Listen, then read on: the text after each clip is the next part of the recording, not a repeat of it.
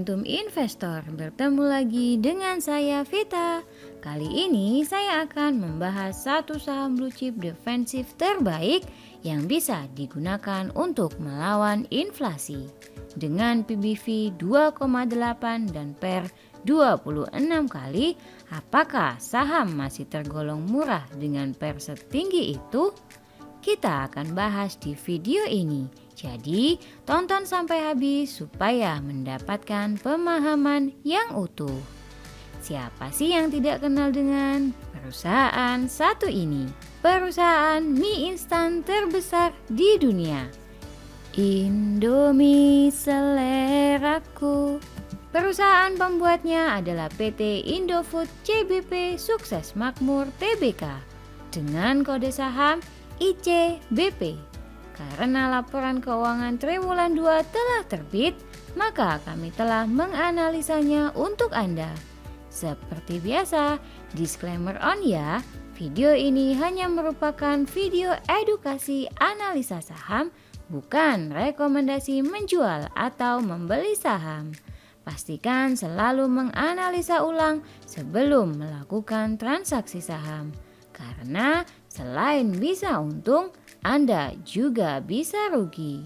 Berikut adalah analisa yang berhasil kami himpun. Yang pertama, aset. Kas perusahaan turun dari 20 triliun menjadi 13 triliun. Turun cukup signifikan dari tahun sebelumnya.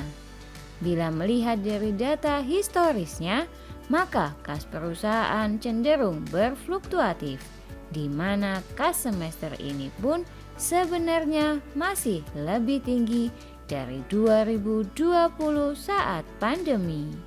Persediaan perusahaan naik dari 5,8 triliun menjadi 6,1 triliun.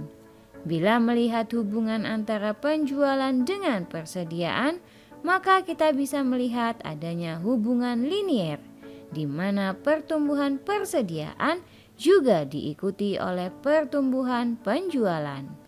Namun, bila dilihat dari rasio pertumbuhan persediaan, terlihat pertumbuhan persediaan sangat kecil. Ini merupakan sinyal yang bagus, karena merupakan tanda bahwa barang mudah terjual, sehingga perusahaan tidak perlu menumpuk persediaan terlalu banyak.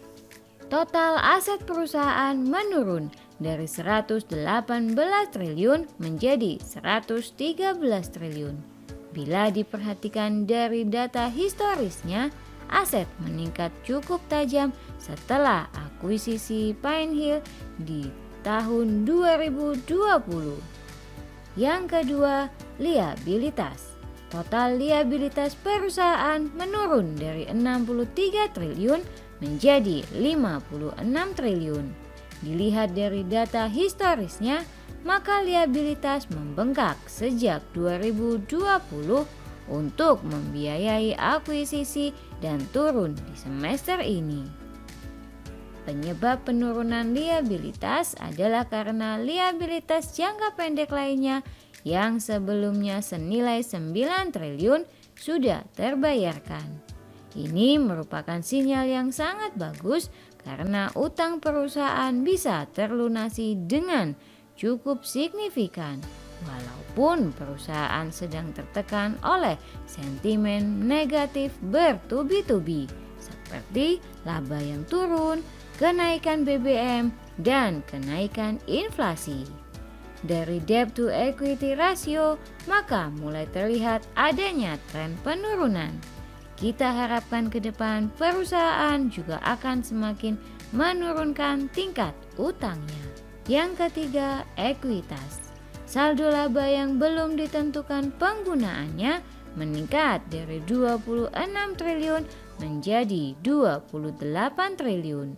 Dengan melihat laba historis, maka kita bisa percaya bahwa perusahaan akan bisa melakukan ekspansi untuk terus bertumbuh dan tetap akan membagikan dividen di masa yang akan datang. Ekuitas yang dapat diatribusikan kepada pemilik entitas induk meningkat dari 33,8 triliun menjadi 35,8 triliun. Senada dengan saldo laba, ekuitas perusahaan terus menunjukkan peningkatan. Ini berarti perusahaan masih akan bisa bertumbuh lagi. Yang keempat, pendapatan. Pendapatan perusahaan naik dari 28 triliun menjadi 32 triliun, meningkat 16%. Dengan melihat data historis, maka kita bisa mengetahui bahwa penjualan terus mengalami peningkatan dari tahun ke tahun maupun pada kuartal yang sama. Yang kelima, laba. Laba periode berjalan turun 40% dari 3,2 triliun menjadi 1,9 triliun. Inilah yang menyebabkan harga saham turun cukup dalam belakangan ini. Bila melihat dari data historisnya, memang terjadi penurunan yang signifikan.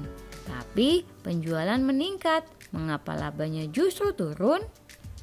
Alasannya adalah adanya peningkatan dari beban penjualan yang naik 25% dan karena beban keuangan yang naik 80%. Ini karena perusahaan menerbitkan obligasi dalam bentuk dolar, sehingga beban akibat kurs dolar yang tinggi juga semakin meningkat. Yang keenam, cash flow. Kas neto yang diperoleh dari aktivitas operasi menurun dari 3,6 triliun menjadi 2,5 triliun. Terlihat dari data historis, maka cash flow perusahaan cenderung berfluktuatif. Namun bila dilihat dari rasio akrual operasionalnya, maka rasionya cenderung lebih baik dari kuartal sebelumnya. Yang ketujuh, dividen. Perusahaan membagikan dividen secara rutin, namun telah dibagikan di tahun ini, sehingga Anda yang mengincar dividen mungkin harus menunggu lebih lama untuk mendapatkannya. Untuk itu, kami menggunakan algoritma mesin learning untuk memprediksi kemungkinan pembagian dividen yang akan terjadi di masa depan. Kami mendapatkan data probabilitas yang cukup tinggi sebesar 89%. Prediksi kami, dividen akan dibagikan di bulan Juni tahun depan. Yang kedelapan, rasio finansial. Beban penjualan perusahaan terlihat meningkat dari sejak tahun lalu. Ini akibat kenaikan bahan baku. Namun bila diperhatikan, beban penjualan sudah setara dengan tahun 2018. Jadi menurut kami, ini tidak terlalu parah seperti anggapan banyak orang. Rasio ROE juga terlihat stabil di angka 20% dari tahun ke tahun sejak 2016 dan hanya sekali ini turun ke angka 11%. Menurut kami, ini adalah opportunity yang baik untuk membeli saham di saat wonderful company seperti ini terpuruk karena sentimen sementara. Pada saat video ini dibuat, maka pergerakan harga saham ICBP ada di 8.600 yang saat ini secara teknikal sudah mengalami sideways dan tertahan di support MA 100 dan 200. Rasio aset turnover terbilang baik, di mana terjadi peningkatan dari kuartal sebelumnya. Ini merupakan pertanda baik bahwa perusahaan tidak kesulitan menjual produk. Rasio gross profitability mengalami penurunan, hal yang wajar karena beban penjualan yang meningkat. Namun bila diperhatikan penurunannya ternyata tidak tajam dan penurunan ini sudah terjadi juga di kuartal sebelumnya. Yang kesembilan, valuasi. Saham ini memiliki PER 26 kali. Sekilas terlihat memang sangat mahal.